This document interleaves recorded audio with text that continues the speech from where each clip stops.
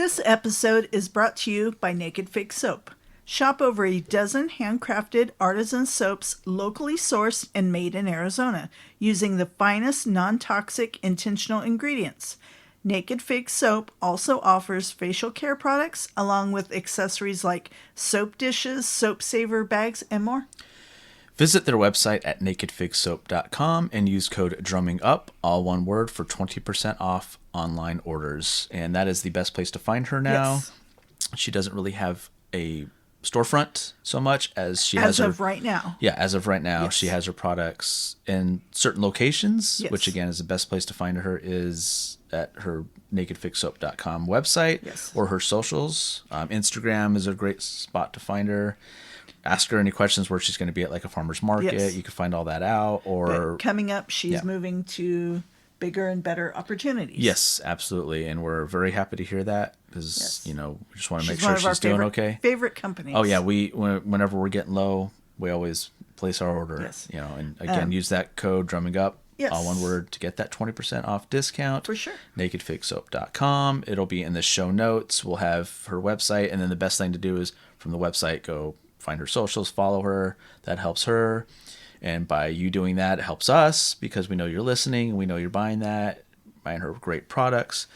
She also offers tattoo care and everything too. Yes, so she does. just a ton of stuff that she does. It's all locally made and everything. So what was that website again? That is nakedfigsoap.com. Using code drumming Drumming up, Up. all one word, for 20% off at checkout. Hi there, this is Julian of Gorad, and you are listening to Drumming Up Conversation. Hell yeah. Drumming up conversation. Drumming up, yeah. Drumming up, yeah. Drumming up, yeah. Conversation.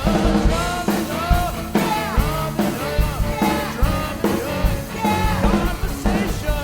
Drumming up, yeah. Drumming up, yeah. Drumming up, yeah. Conversation. Drumming up, yeah. Drumming up, yeah. Drumming up, yeah. Conversation. Yeah. So it should sound on your side. Oh, got it. All right. So today we are joined by Chas and Elisha from Crypt Rotted Bones. How are you both doing today? Good. It's Saturday. Good as it's gonna get at 11 o'clock. For sure. So you guys did some amazing art when we were going to the last Terror Trader event, and we happened upon your booth. When and how did that artwork come about? So, I think for the most part, I've always had some sort of creative outlet going, and for about 25 years, that was music. It got to a point after I had kids and got married. It wasn't like, people say, "Oh, I got married and my wife made me quit playing music." It was just I finally found somebody I wanted to spend more time with than a bunch of sweaty dudes in a van. So after about 25 years, it got to the point where I just couldn't be responsible for a bunch of other 30, 40-year-old guys anymore. So I had to step back from it, and it took about a year. And we had been doing, conventions just as fans and things like that for years. And at one point, I used to draw a lot when I was a kid, and I thought, man, I bet I could do some of this artwork that you see out here. So I picked up a paintbrush, and that became the outlet. And the great part about that is I don't really have to worry about anybody but myself when trying to get shit rolling. So if something doesn't get done, it's because I'm lazy or she didn't kick me in the ass hard enough. So Okay, cool. And do you hand draw your art? Is it done on the computer? A little bit of both? So for some of the goofier stuff, we do a little bit of digital stuff for like the video game mashup stuff and everything like that. But for the most part, the way that most of my paintings happen is we'll get an idea. Like Alicia will come to me and she'll be like, "Hey, we should do this for this next piece." I'll sketch it up by hand. Then I'll put it on the computer, and then just to kind of clean up details here and there. Then I'll redraw it on a canvas, and then I hand paint everything. Oh, cool. That's really That's cool. awesome. That's awesome. I don't have any talents like that. I wish I did. Justin, You know what? But I didn't don't. know, I didn't know that I had any talents like that either. Like I said, about 10 years ago, that's the first time I ever touched a paintbrush. And it was just, I tell everybody this that comes up to us at shows or something like that. I'm like, there's a very good chance that if you ask me about technique or anything else, I'm doing everything wrong. Kind of the same way I did with music. I didn't go to school for this shit. I don't know exactly what the real technique is. I just kind of grind paint pigment into stuff and it looks like something at the end and hopefully people dig it. Well, that's art, I guess. Yeah, Yeah, and, Yeah. exactly. It is. yeah, and we dug it Yeah. because that all your stuff was amazing, especially that Predator one I got. That was just killer. So Thank yeah, you, man. Appreciate that. for sure. And so we noticed that some of your stuff is like Sonic the Predator. You had like the Slasher Brothers. It was like it was Jason and Freddy and all them. How did that come about? Are you a big video game fan? Yeah, he's a huge video game fan. We Okay. both are. Yeah. And I would say at the very beginning, we kind of wanted to always kind of get into the shirt business too. So we wanted to do something pop culture related and like a parody. We love horror, so what's better than video Sure. games and Yeah. horror matched together? That we wanted to kind of get out there and that would grab people's attention. And it's funny because still to this day, that is what will grab people's attention is like the Jason Mario mashup that we have Yeah. and stuff like that. So I think that those really worked well for prints. Now they work great for shirts. We have them in both, but it's always been like the attention grabber, and we kind of have to keep it around now. Yeah. That's what Yeah. people love. And I Kind think of a trademark, yeah. So Yeah. yeah, and I think what's weird now is because like obviously I'm in my 40s, Alicia's in her 30s. She's, I robbed the cradle with that one, but That's okay. I robbed the cradle with this one. I'm 11 that's the way years to do it. Yeah. But growing up, it's like for a dude in his 40s, beyond just the regular Atari stuff and everything else, it was like you grew up with like Mario and the old school Nintendo games like Castlevania and shit like that. And I think now the weird part is we're starting to phase out. Like a lot of dudes my age maybe are starting to drop off the convention circuit, and it's a lot of new kids, man, and they want like, oh, do you have anything from like Fortnite, or do you have anything from this game? And I haven't played Right. half these games now. yeah. They don't have that nostalgia for some of the old school shit that I grew up with. So it's always a constant. I wouldn't say struggle, but something to try and stay on top of what's kind of cool now and what people are into and everything else. Because a lot of it, especially with like the anime scene, I just never got into any of that shit. And people are like, "Hey, man, do you do any anime stuff?" And I'm like, "Listen, it's not that I won't paint it for you. It's that I don't know anything about it. So not only would it be really disingenuous for me to just try and bank money on that because I don't have any invested interest in it, but I guarantee I'm gonna fuck up some detail or something in there that as a fan you're gonna look at it and be like, oh man, they didn't put that little thing on his chain on his hand, and I don't know anything about it. So Yeah. yeah, When I've always felt that anime, if it's not your style, it's not your style. Yeah. It's Yeah. not really your thing, and that's fine. Yeah. We'll leave it for someone else who is. yeah, Exactly. There's plenty of people out there that will do it. So, stick with what you're passionate about. So absolutely, yeah. there's plenty of stuff from our video games and our genre that's endless still, 70s, 80s, Yeah. all like 50s, 60s, whatever. So, I grew up with Absolutely. the Universal monsters as well as, Freddy and Jason and all them. So Yep. Yeah. Yep. yeah. So do you still play video games at all, like newer, or do you Oh, still yeah, okay. What do you like? Yeah. What games do you like?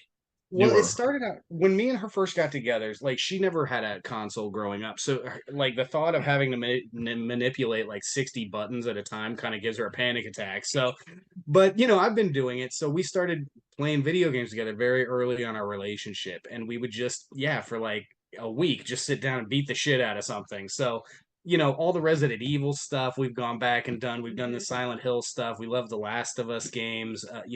Probably at least once or twice a year, we'll just sit down and play through the Last of Us. Both of them, we love both of them. They're great Nice. games. We Yeah, started watching that show. Was it on HBO Max? Yeah, Yeah. on HBO. After the first one, I was like, I'm having a panic attack because to me, that's scary. Because Yeah. something like that could happen. All you need is a bad piece of meat, bad eggs, Yep. bad Yep. mushroom. Yeah, that's scary. It's a phenomenal story. I think they're doing a great job with the show itself. yeah, they're doing for sure. great. They did change a lot of stuff, but for the most part, the main storyline is right. I think what people are bitching about is like, oh man, I didn't see enough clickers, or I didn't see enough of these people, and there's not enough zombies or whatever. And it's like, dude, if you make this like the game, like they're gonna die like 500 times per episode, and there's gonna be a lot of shit that in a video game, you can run away from 400, creatures coming at you, and that's believable. If you do that in a show, everybody's like, that's ridiculous. Yeah, you know? yeah, for sure.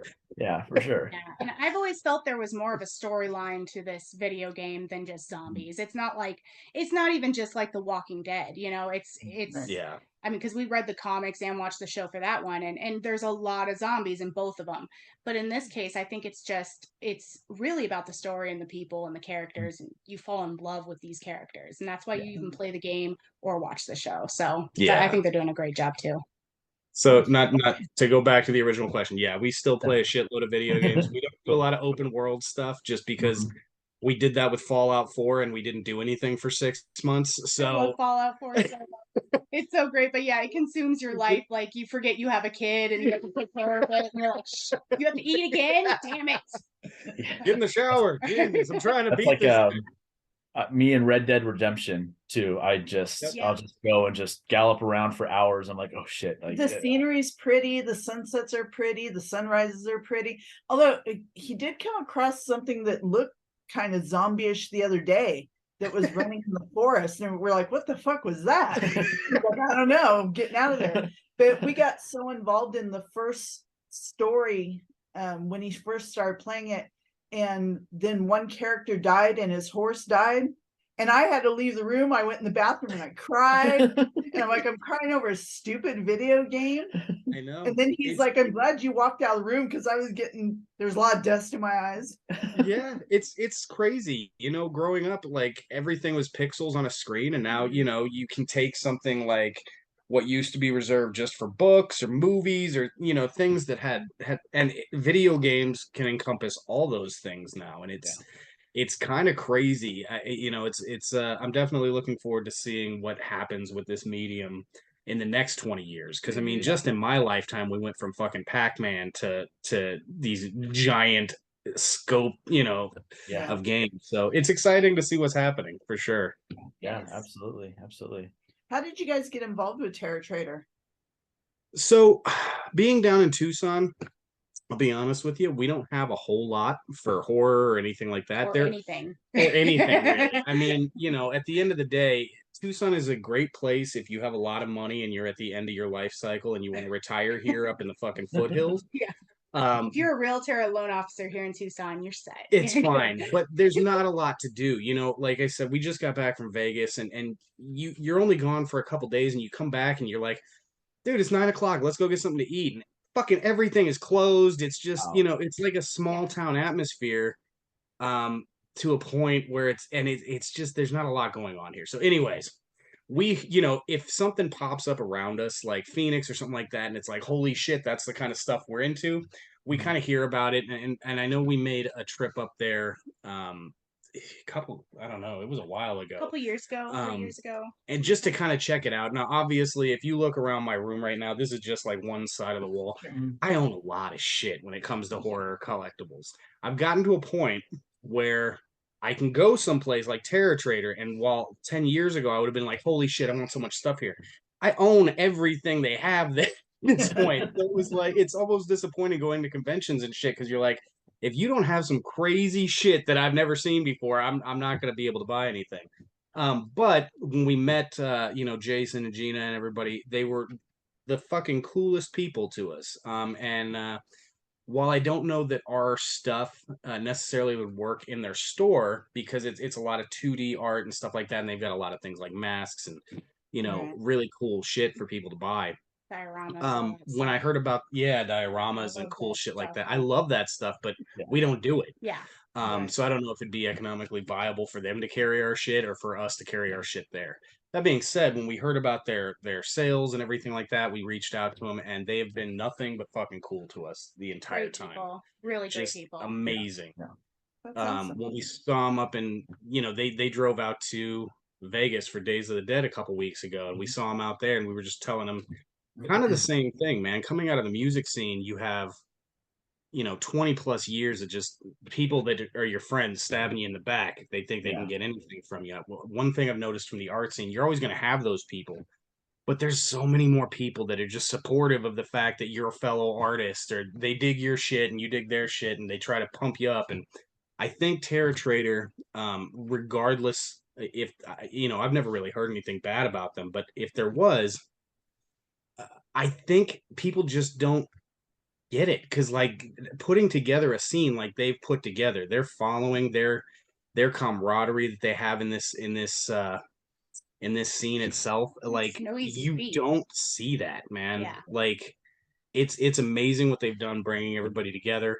And from everything I've ever talked to Jason about or anybody else, it's always about like, well, I don't want to fucking charge you this much just to get a little bit of extra money, man. It's about everybody having a good time, everybody being a little profitable, and kind of supporting each other. And you just don't see that. So, Yeah, we had him on the show also, and he's just super laid back. Yeah. yeah, Yeah, you if you just get a don't see chance to, say if you get a chance to listen to that episode, go ahead and listen to it, because he talks a lot about how he treats his vendors and how great he really is about all that. So Absolutely. Yeah. And he is. I'm going to tell you right now. So I'm that old guy that doesn't know how to find a fucking podcast. So after this, I definitely want you to show me, because I want to pump you guys up and everything. I just don't know what the hell I'm doing. no, It's you're not good. always Yeah.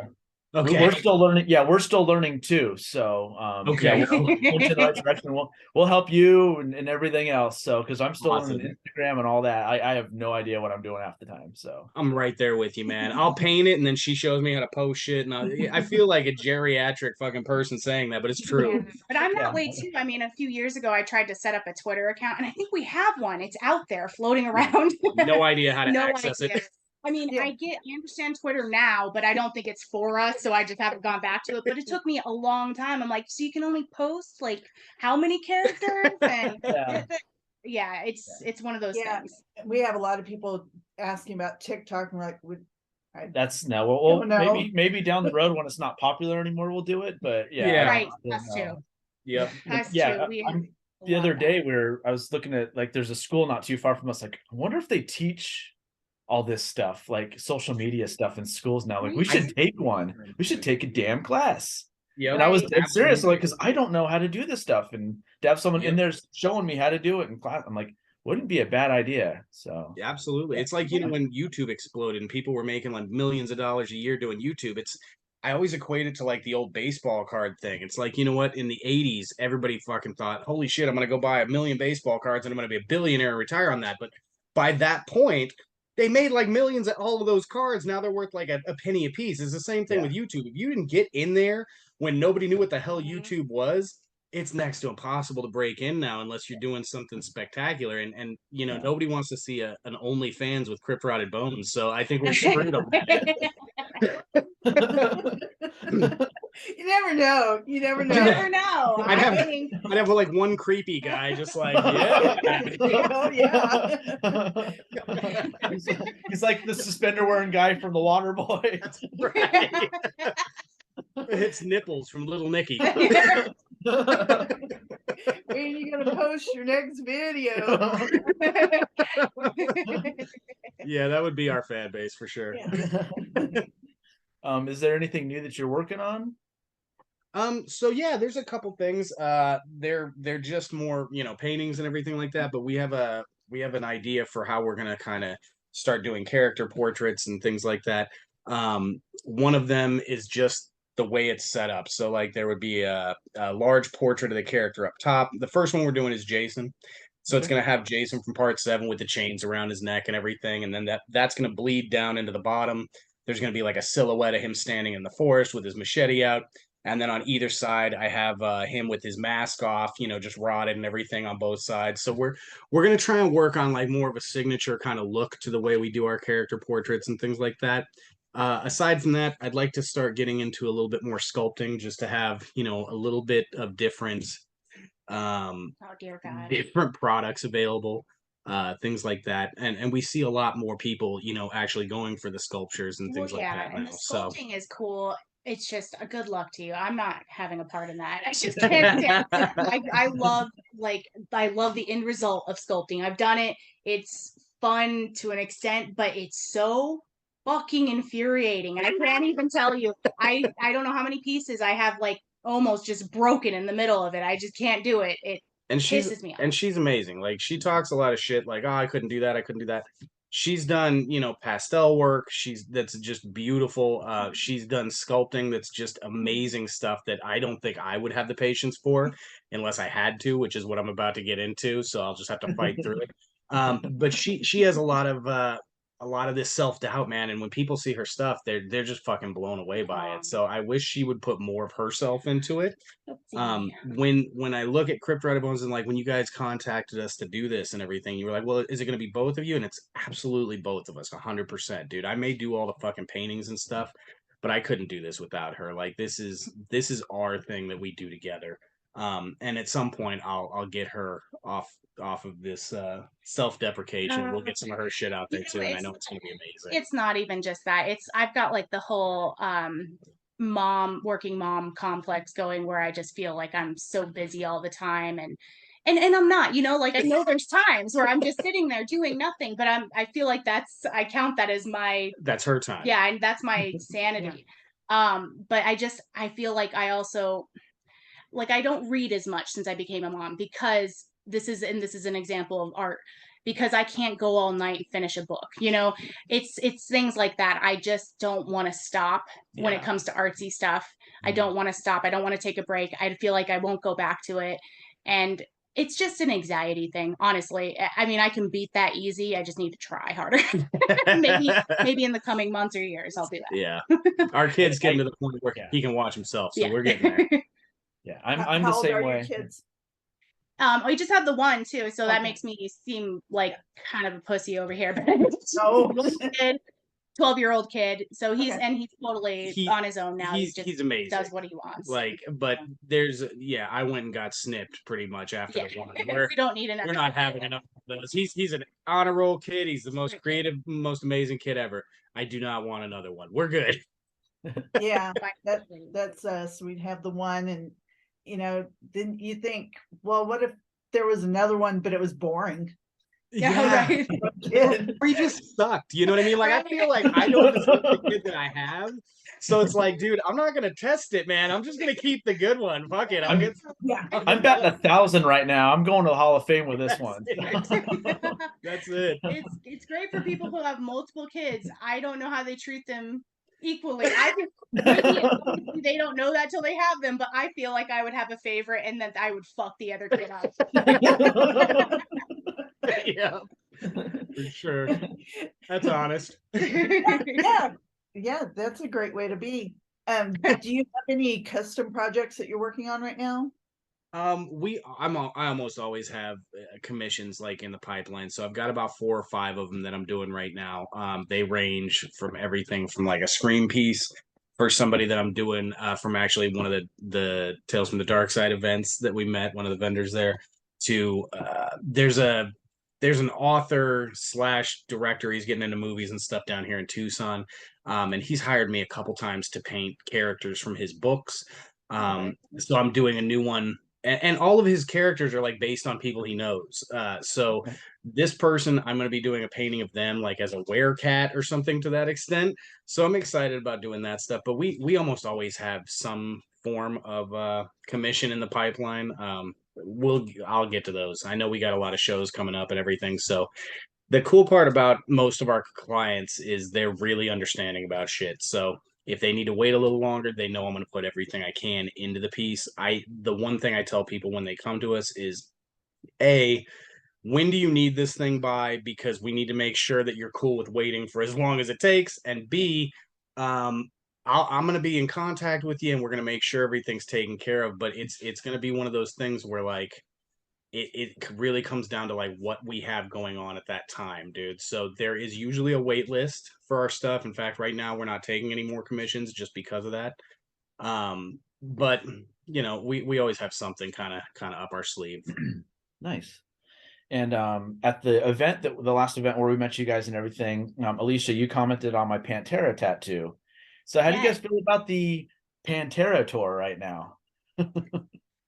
Oh, you know what? I don't want to ever rain on anyone's parade. Like, I think that's great that people are excited, and I want them to be excited. And I wish that I were excited. I really do. And maybe if Benny were still alive, I would be. Yeah. Because I never thought there was a better person to cover for Dimebag Darrell than Zach Wilde. That's perfect. They were best friends. They were both I mean, great guitarists, but it's just Phil and Rex now. So I Yeah. feel like I don't want to see that. Like if I want to see that, I'll go to a fucking Down show or something. Yeah. I don't Yeah. care about Pantera without Dime and Vinny. I just don't. Yeah. I probably wouldn't care without Dime, Yeah. even if Vinny was involved, and he can't be Yeah. because he's it's just sad that Yeah. like the two founding members can't be in their reunion tour, and that I don't know if they would have blessed it. So I guess that's kind of And my I think take on it. that's yeah. Yeah. Yeah, I think that's why they waited until they weren't here anymore to start this up, because these are the two that left the brothers to do their own thing instead of Yeah. Mhm. waiting with them. Because, like we talked about, Dimebag and Vinny waited for Phil for forever.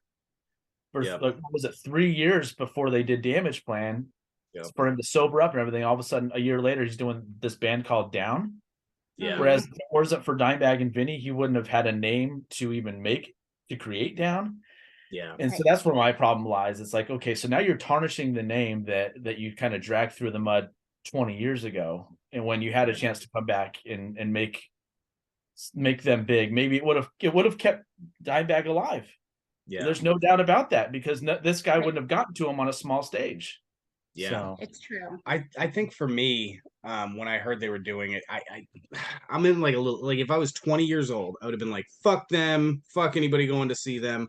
And that would have been my attitude. Cause when you're 20, you want to fight everybody, dude. At this point, I think if you're excited to go see it, like I said, go see it, man. I don't think anybody should tell anyone yeah. you shouldn't enjoy what you enjoy. Sure. But for me, like I've seen Pantera like a dozen times, and it was cool that I got that chance to do that. But it's like the Death reunion thing now, and that's a hell of a lot different than the Right. Pantera thing because of that. They have a lot of the members and everything, but going to see a bunch of Death songs performed by people without Chuck in there, I'm not really that fucking interested in doing that. It's the same thing with Dimebag. It was 4 guys in the band, but come on, man, nobody would have gone to see them if it wasn't for fucking Dimebag. Vinny was a True. great drummer, and Yeah. Phil had a unique voice for the time frame. But what stood apart was his playing and the blues coming out of it, just everything with his soloing, his stage presence. That was Pantera, man. Yeah. So without that, I'm glad I got to see him. Unfortunately, I don't think Alicia ever did, and I that did. was growing I up. didn't It was either. like my age, you were like, yeah, Metallica or Megadeth or something. When she was growing up, it was like fucking Pantera. That's your band. That's the Yeah. first one that gets you into the shit that leads to all the other great stuff. And she never got a chance to see that. And even she's like, I don't really need to see the fucking Wish version of that, No. Yeah. The Wish Yeah. version. Yeah, and that's how I am. Like, I'm not gonna tell anyone don't go see it, but know what you're seeing. Like, Yeah. understand what you're seeing. You're not seeing what it's supposed to be. Yeah, So, Right. absolutely. the So two founding yeah, members aren't there, and you just appreciate that. I don't know what they're doing. I don't know if they're doing. I haven't seen any videos or anything. I don't know if they're doing something in the background with the two brothers involved with it or anything like I that. don't But not from what I've seen. It's more. I Yeah. mean, I haven't gone to shows, but I've seen like clips of individual songs here and there. And I'll be honest, I don't even think I made it through the entire video for any of the songs. Like I'd fast forward to, the solo, or I'd want to hear this one part of a song. And as a guitar player, I don't even really care because I know fucking Zach Wild can play the shit, and Yeah. everybody in the band, like Charlie, but they're all Yeah, phenomenal musicians. I yeah. don't doubt that every note is gonna hit. I don't know, man. Maybe I've seen too many fucking shows at this point. Maybe it's a bunch of other stuff, but I don't need to see it. I'm not gonna feel complete seeing it. No, yeah, same here. Especially with someone that had never seen Pantera. I'm not going to go to this. That's Yeah. that's not Right. gonna fill that hole. So Yeah, Yeah. absolutely. Agreed. yeah. And you've created musician art. Is that something that you still do as well? We saw the Dimebag one and all, and Yeah. Lemmy and all that. Yeah, so when we started out, I started doing those, but to be honest, like while those paintings have sold, they don't come with the same demand that the horror stuff comes with. So a Yeah. lot of the musician stuff we've done, like David Bowie. Um, I cannot remember for the life of me the name of that fucking guy that I just painted for Ryan.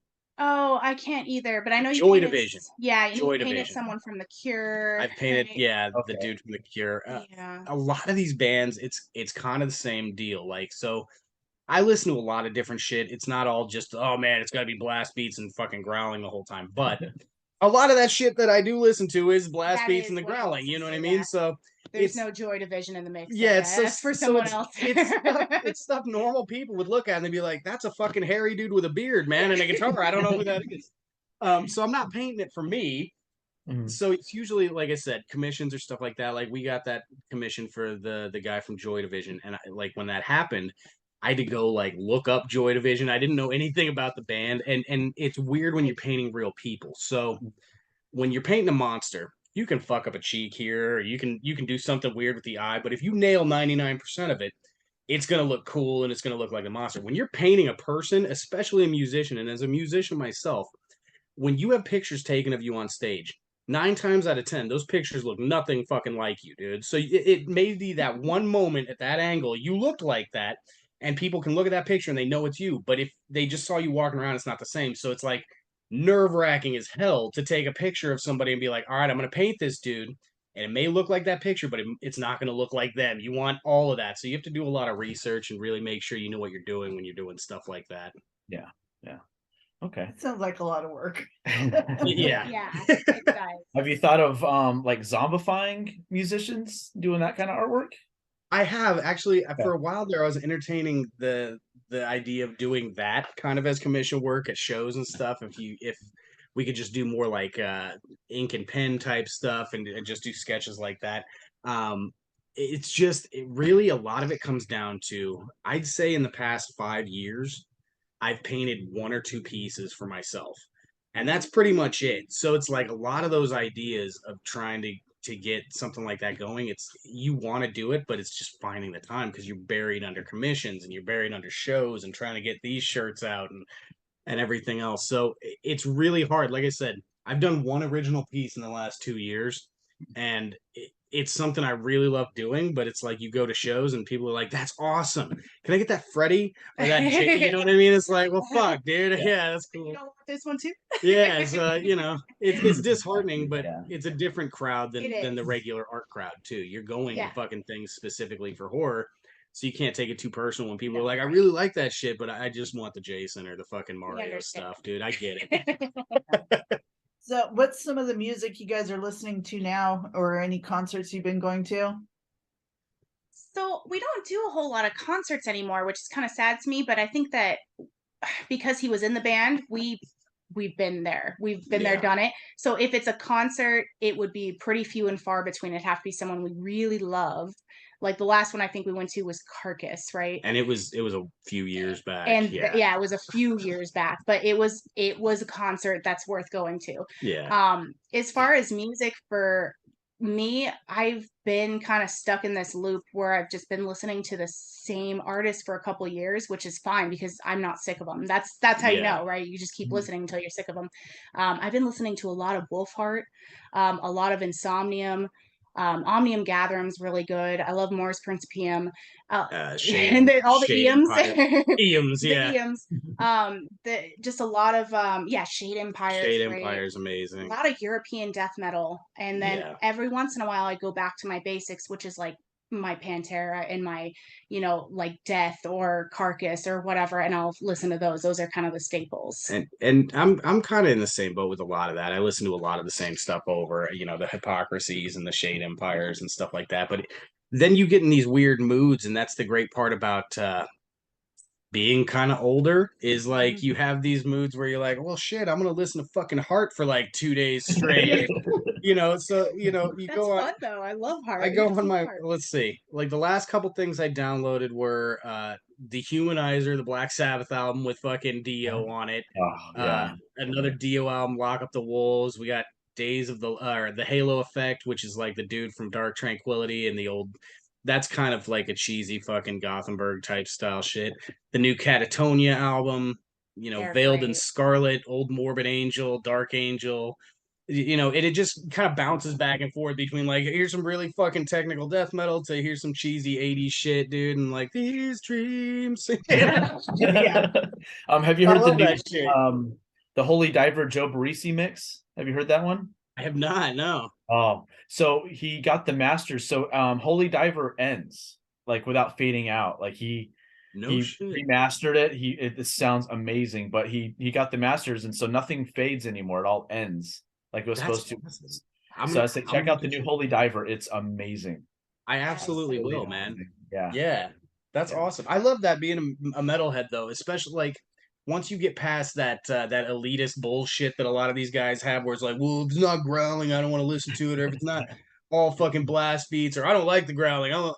Dude, there's so much shit that's Oh yeah. amazing on Yeah. every level in this genre. You just have to seek it out. You know, like I said, you go from like Catatonia, the new albums where it's basically like I don't like Tool that much, and I think of Catatonia as like this is like the fucking metalheads Tool. It's very fucking mainstream sounding, but Yeah. it's got that depressing feel to it. I love that shit, dude.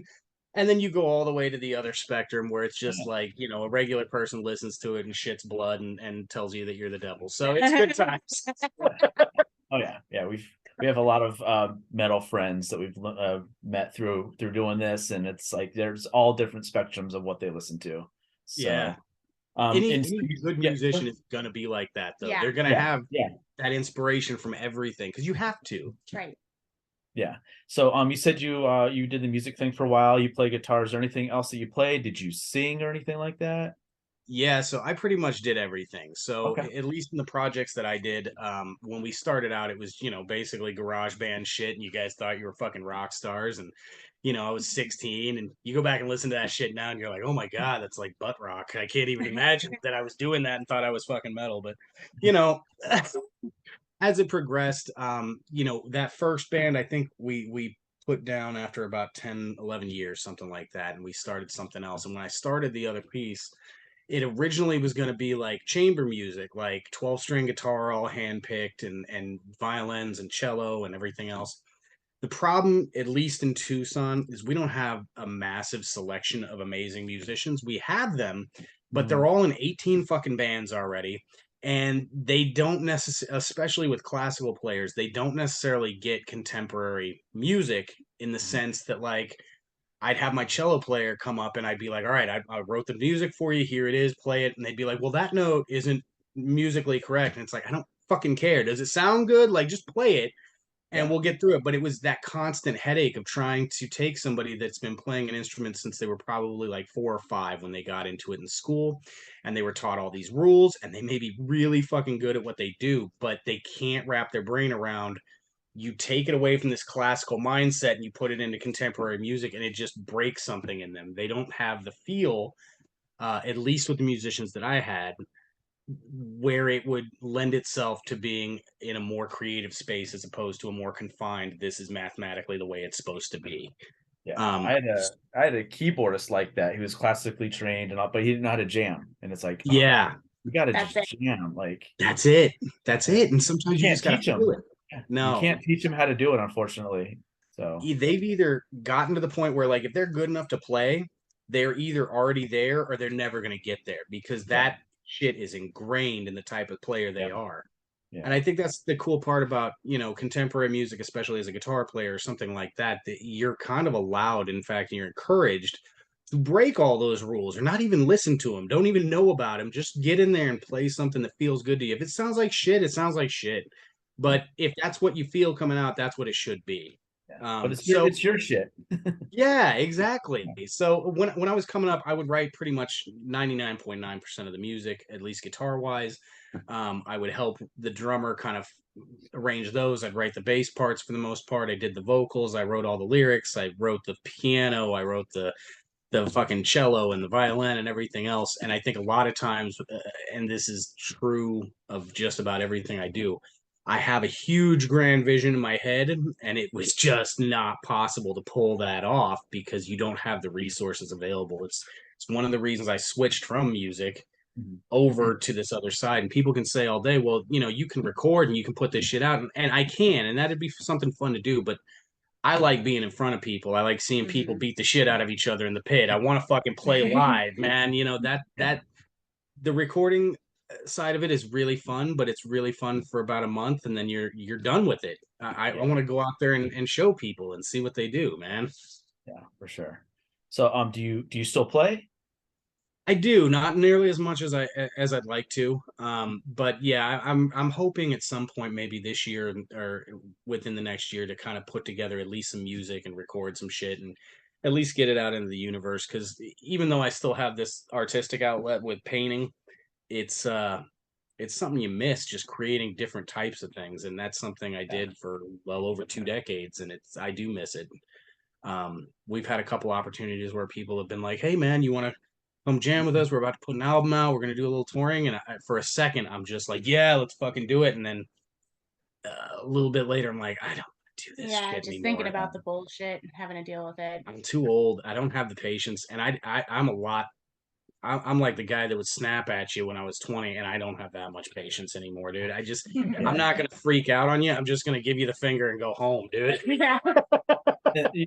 To me, yeah, I mean, I still play too, but the touring thing to me just doesn't make sense anymore at my age and all that. It's like, Yeah. I'm gonna get there and we're gonna go on and play at like 10 o'clock at night on a Monday, and there's gonna be 3 people there, and we're gonna know all 3 of those people. Yep. Like, Yeah. why am I and go, why am I even here right now? I could do that at home. Yeah. Yeah. Exactly. Yeah. I love the creative process. I love writing. I love recording, but I don't want to do the tour thing anymore. And we Just, can get more creative at home. yeah.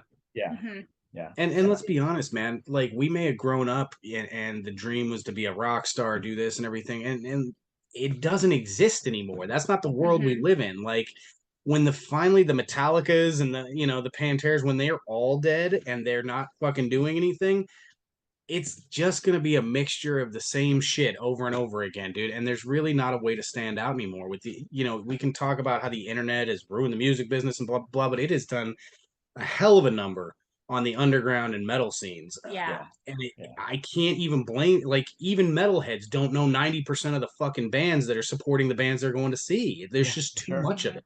Yeah. Yeah. Yeah, for sure. That's And that's when, the thing is it's too much. yeah, Everyone can put their stuff on Spotify and Apple and all that. And yep. And when I was coming up, man, you could have a demo tape as a Mhm. musician and you could tell that's a fucking local band. Yeah. Everybody with a computer now sounds like a multi-million-dollar studio, Yep. just with the music side of it. You look at the fucking movie side of it, and they've got dudes in their houses doing better effects work than the guys that used to take $10 million for 5 minutes of screen time. It's insane, and it's really cool, and everybody should be really excited about it. But if you want to wonder why there are no fucking rock stars. There's no standout stuff when a low budget movie can have the same effects that a big budget movie has, and then you wonder why these people don't exist. That's why they don't exist. Having this access to everything and having anybody, no matter who they are, be able to put their shit on the same level as everybody else. That it's flooded to the point where nobody is really special at this point. You can have a dude 14 years old in his shed jamming better than any shredder you've ever heard, and nobody's ever going to hear from that dude, and he's going to be working at fucking Circle K until he's 30, dude. It's Yeah. just the way it is. Yeah, I know, I agree, because I recorded, mixed, and mastered my album right in our living room. And Yep. it's like, yeah, it's just that easy now. I remember back in the day, you put a recorder in the middle of a garage and hope for the best. So That's it. And you'd have a couple spots in there where you're like, that really sounds like shit, but it's cool, man, because the rest of it you can hear. It's fucking awesome. Let's release that shit. yeah. Yeah.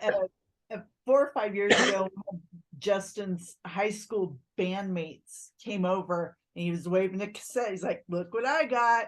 And Justin's like, what's that? And he's like, this is one of the tapes that we recorded in our garage. And we had to go out to the garage to get a cassette player to listen to it in the truck. And then it was pretty good. Yeah, it wasn't as bad as I thought it was going to be. Yeah. It was pretty fun. Yeah, it didn't sound like someone was slaughtering a cat, so that was good. So, Exactly. go. Like, it's weird because sometimes you do that. You go back and you listen to shit that, like, oh man, I found this tape from when I was 17 and I was jamming riffs, and you're like, oh, this is gonna be awful. And most of it is, but then you're like, that's a cool fucking riff, dude. yeah. Yeah. Yeah, I'm that's like, pretty much "Oh, how it was. that's along the way. Damn. Like, we should revisit that one. That was pretty good. Right. And then by the time we listen to the next hour and a half of whatever, we're like, what was that again? What was that part? Yeah, I don't even remember what it was. I should have noted the time. Damn it. Exactly. Yeah, exactly. So where can our listeners find your both of your work? So We used to have a Facebook page, and then I guess I didn't log into it for like a month, and then when I did, apparently they just got rid of my Facebook page. So Right, yeah. now you can find me on Facebook just under my regular name. It's Chas, and then Bagy is the bottom, so Chaz Baggy. We do a lot of our stuff through there. Obviously, our Instagram is Crypt Rotted Bones, Crypt_Rotted_Bones. Those are the main two places that we do shit We at do this have an point. Etsy page as well, so We do. I don't know how I we feel just brought about it Etsy. back, but we have to charge a little more on Etsy, so we always tell everybody to go through If you're at a Instagram. convention, if you see us somewhere and you like our shit and you don't have the money right then, dude, first of all, talk to us. If you have Yeah. something, my goal is to get my shit that you like in your house so you can hang it on your wall and I can be happy knowing you dug something I did. You know what I mean? I'm not saying come and offer me a fucking dollar or something to be, be respectful. It still took some time to do this shit, but I'll try and work with you. But the second thing is don't go to the fucking Etsy page. Just contact me. I'll ship the shit to you or we'll figure out a time to meet up if you're in town or at least in Phoenix or something. But I just want you guys I want people that want my shit to have my shit. So there you go. That's more what it is. Fair enough. Yeah, that's And your prices are really reasonable Yeah. because we got that huge print was what, the 11 by 14, and it Yeah. was $12 or $14. Yeah. Yeah. We try to keep our prices We really do. low. And it's a weird thing because our shit actually used to be cheaper because we would always be like, dude, let's just do it as cheap as we possibly can. The weird thing with that is when people see something and it's cheap, they think like, why is it cheap? Like, what's wrong with it? Yeah. So you almost have to kind of raise it up. But our biggest thing is like, I'm never trying to undercut other artists. I see artists Mhm. out there that are selling like, 11 by 14s and they're like, oh, that's $40. And I'm like, dude, I Yeah. get it, man. If you can Yeah. get it, go for it. And Mhm. if that's how you value your art, who the fuck am I to tell you that you're wrong in that aspect? Right. Yeah. My side of it is like I can make a decent profit and not screw you. And like I said, at the end of the day, if you like my stuff enough that you want to have it in your house, I don't think I should have to gouge you to do that. And that's just kind of my take on it. Now, there's a bunch of different business reasons around doing shit certain ways. I have a master's in business administration. I understand all that shit. I want people that are into the same dumb shit that I grew up with and that I love dearly to be able to get my shit without having to lose an arm and a leg or think like, oh, well, I'm not going to be able to get this other thing if I do that. So we try to keep it as Right. reasonable as possible. Because for at people. at the end of the day too, we're just fans, and like we have been broke. We've been broke where we're counting quarters to buy dinner. Yeah. We've done that. So we want to be able to appeal to everybody. Some people, especially at conventions, you go to conventions and it used to be what, $20 or something For to an meet autograph. Yeah. someone Yeah. and get a Yeah. picture and all that. Now it's 60 all Yep. the time. Or So I mean, more. you go and you're spending you You know spend $30 to get in. You spend yeah. $40 to $60 for each autograph. And look, it's the same thing with the actors. Like if you can get it, great. But I think one of the best things about horror conventions when we started, like this 15 years ago, and started going and collecting autographs or just meeting these people and being able to have a cigarette with like Doug Bradley or something while Yeah, he's eating. that was fun. It's cool. But what was cool about it was still had that underground feel to it. Like while Comic Cons and shit were going absolutely ape shit, and they had like 40,000 people show up to this, like horror cons still felt like an exclusive little club. Like all the dorks that used to sit around and watch fucking Nightmare 3 fucking 6 times in a row until they could quote the thing to you, like those were the people you saw, and that was what was cool about going. It wasn't even just about meeting the stars. It was like talking to these other people that had this unique fucking experience watching slasher movies when they were sick as a kid or something, and just the goofy stuff. And eventually I think the comic conventions kind of bled through into the horror scene, and it, Mhm. it just gave people that had been in one movie in 1987 that were used to charging a dollar, $10 to $20 for an autograph. Now they're charging like 50, $60, dude. And while I think it's great for like a lot of the younger kids that can go out and meet these people, because like when I started going, it was like the Angus Scrims and the fucking Toby Hooper and Mhm. Gunnar Hansen, and those people are all gone now. So this is their last chance to see kind of that old guard before they kind of retire or die off or whatever. So I get it, but as somebody who is a huge fucking collector, I mean, everything around me is just horror shit. Even I'm at the point where like I don't give a shit. I'm not giving you $60, man, to sign a fucking action figure from a character that nobody outside of me and like 3 of my friends would know who the hell you are. Yeah, exactly. It kind of bleeds into the vendor side of things. You know what I mean? You used to be able to take your family to a horror convention, spend like $200 or $300 for the weekend, and you'd have some good memories, some cool shit, and you'd meet some cool people. If you take $300 to a horror convention now, you better get those 2 people that you wanted to get shit signed, and then maybe get a pop figure or something. But Yeah. other than that, you're out of dough, man. Yeah, so we try to keep it lower if we can, just to appeal to everybody, and just because it's artwork and it's like a hobby that's turned into a business. Yeah. And we still have that mentality, and we probably shouldn't, but it's just that is what it is. We want people, if you like something that he's done, that's flattering. We give a And lot he- of shit away, at shows when people come up and they're We like, "Oh my do. god, I love these 3, but I can only afford these 2 or this one." I'm like, let me just give it to you, Yeah. man. Like it's beautiful to me that you like it enough that you want it, dude. Like, don't get me wrong, I'm still here. I like to make money, but you know, it's weird. You would think it'd be one or the other, but if we're having a really great show, I will fucking give shit away by that Sunday. Like I'm giving shit away all the time because I'm like, dude, we made a decent money. In Vegas, we made jack shit.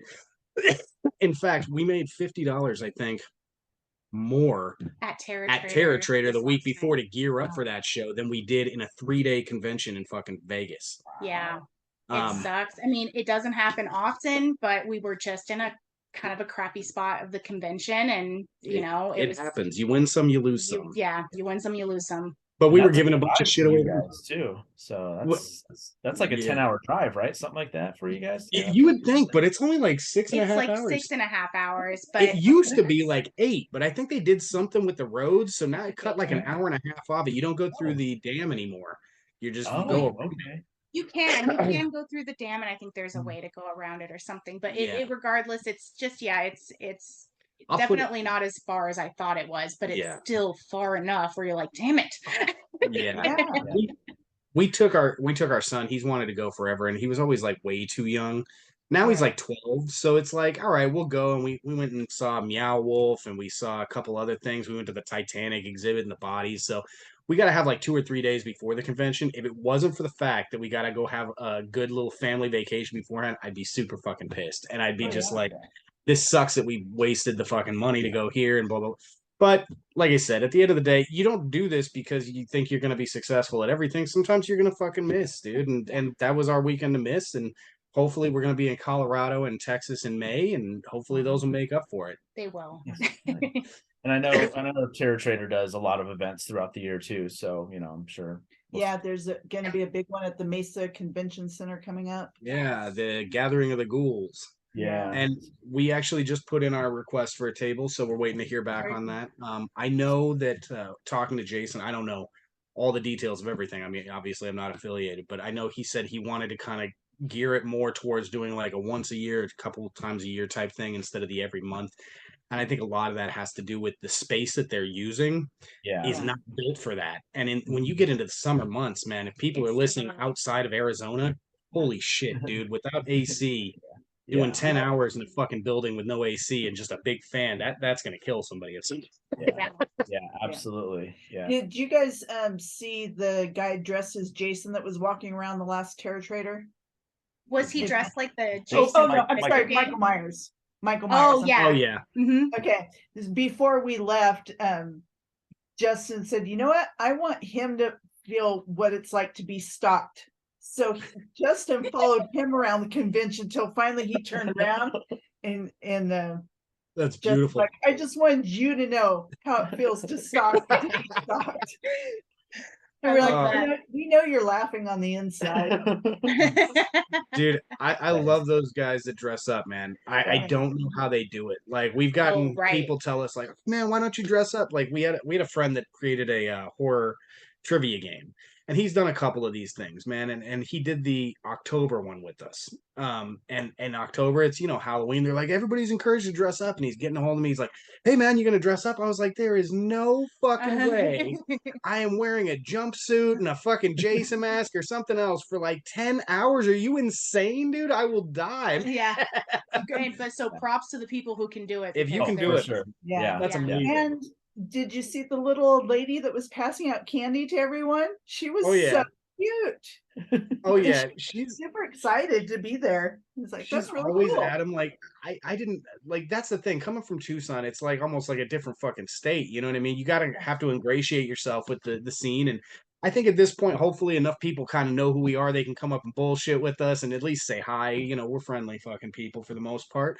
But like when we first started going, she's like all of those. She's like the territory grandma Yeah. that has the treats, man. Really And cool. I know she added us on Facebook, and I posted something about the next show we were doing. She's like, I'm so excited. I can't wait to see Oh my it. I'm God. like, That's that is the awesome. coolest shit ever, man. That's Oh, awesome. That's really Very cool. That's awesome. Yeah.